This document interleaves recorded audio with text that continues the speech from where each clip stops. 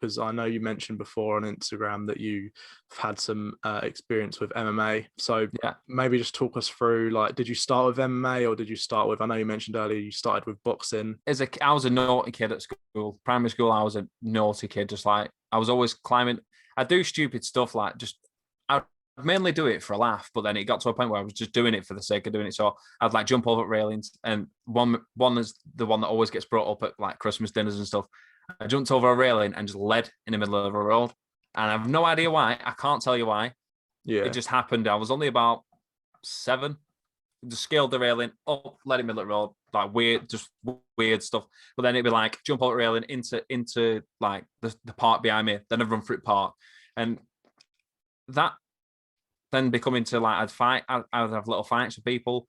And then when I got to high school, I quiet and write down. I think because it was the environment was a lot bigger. Like where I went to primary school, it was tiny. I knew everyone was from my estate. And then I got sent off to a school that was like 10 miles away from my house, and it was in a village. It's now a town, but it was a village at the time. And I didn't know anyone apart from the one person that got sent with me. And then I ended up having a fight with a lad in my second year of high school. I'd never had a proper fight, and I had a fight with this lad that was in my year. I was terrified of him. I thought he was going to kill me. And after that fight, I thought I really need to learn how to look after myself properly. I wouldn't. If you had to pick a winner and a loser of that fight, I definitely didn't lose. I would say the other guy lost massively. But I realized after that fight that I could have easily been the other guy. If he just couldn't. He was just a worse fighter than me, if you will. And I'd never had a fight. He was like bigger than you. He was like bigger than you, but like not better fighter. Is that what you're saying? Yeah. So like I just threw punches and hope for the best. I could not fight to save my life. It was probably something like that. Yeah. Then when I got home, I was like, I need to do something. And my mum would never let me go to a boxing club or anything like that. Just, I don't know why. She didn't have a reason for it. And then one of my friends popped up, and his cousin was a pro boxer at the time. And he was like, oh, my cousin's taking me down to boxing gym. Do you want to come? So I was shouting upstairs to my mum. I was like, Mum, can I go? It's like 50p at the time to go for like an hour and a half training session. Really? She was like, yeah, go on. Yeah. It was only, 50p? It was like an amateur boxing club, but because we were kids, it was like an hour and a half, 50p. It was oh wow, all government funded and everything like that, because it was an full proper amateur boxing club. Yeah. So I went there, and because I'd religiously watched boxing, like when I was a kid. I just loved boxing. I loved Bruce Lee. I had all the Bruce Lee collection videos, all that. So I knew how to throw punches, so I could do your basic 1-2. So when I got to boxing, I wasn't instantly at the bottom.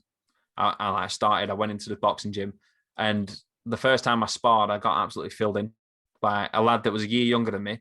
He was called Francie, an Irish lad. He was a year younger than me, and he was built like an absolute shit house. And I genuinely thought that this is where I could actually die. Yeah. He hammered me so much. My head has never snapped back so much in my life. And I went on, I was like, no, I'm not going back there.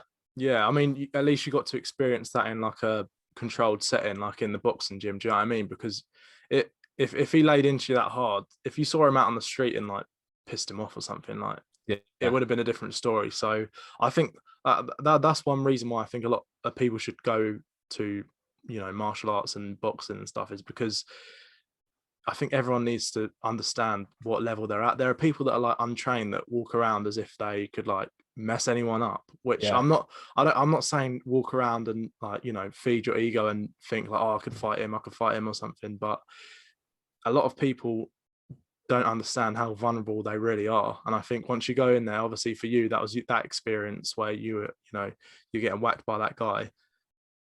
Then you really understand like where you stand in like the pecking order, and you know, could you realistically defend yourself? And then I think that pushes more people towards, you know, actually wanting to train yourself up. Like obviously you had the fight in the school, and I think a lot of fights stem from fear as well. I think like if you weren't intimidated by that bigger guy, you probably wouldn't have fought him, right? Like if he was just like a little kid that you just didn't really care about, who's like a few years younger or something, or just like a tiny little guy, you probably wouldn't have cared. But it was probably Exactly. like you could probably admit like it was a bit of ego probably and a bit of fear, like, oh, this guy's bigger than me, I need to show that like I can beat him.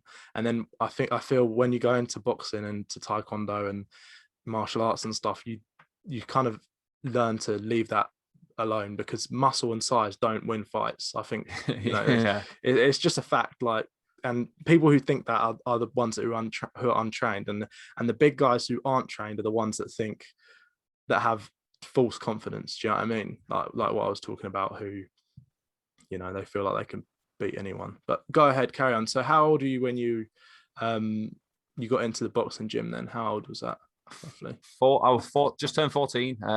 Yeah, just turned 14. The guy that filled me in the first time was 13. Yeah, and I done that, and I was like, oh, I'm not going back. And then the week after, I was, weirdly enough, I didn't say I wanted to go back. I was in my head, I was like, I'm not going back. I'm not going back. And then the week after, I completely forgot about it. I was like, oh, I want to go back to. I've been watching boxing again, so it kind of got me like pumped for it again. So I was like, I want to go back and try it again. And then after that, I didn't spar for about 3 or 4 months. That was my first time ever going when I sparred, by the way. It wasn't, I'd never, it was just kind of like, the guy asked me, do I want to spar? And I was too scared to say no, because it was him and his friends and it was just me. So the court's like head guarding me, gloves on. But then I didn't spar for about 3 months. I just learned how to box, and I was there for about 2 years, trained 5 days a week for about 2 years. And I loved it. And it was just, I fell out of love with it. Just, I got bored of punching the same bags and hitting the same pads and sparring the same people. And I don't know why I didn't fight. I was a decent boxer. But yeah, I had my boxing card, everything like that. So I could have fought amateur boxing, but they just didn't put me in for a fight for whatever reason. They must have had their reasons for it, whether I weren't good enough or anything like that. But I would spar British amateur champions and stuff like that, and I would give them a good spar as well. Fair enough. Yeah. So it wasn't a case of I was really bad at boxing. I thought I was decent.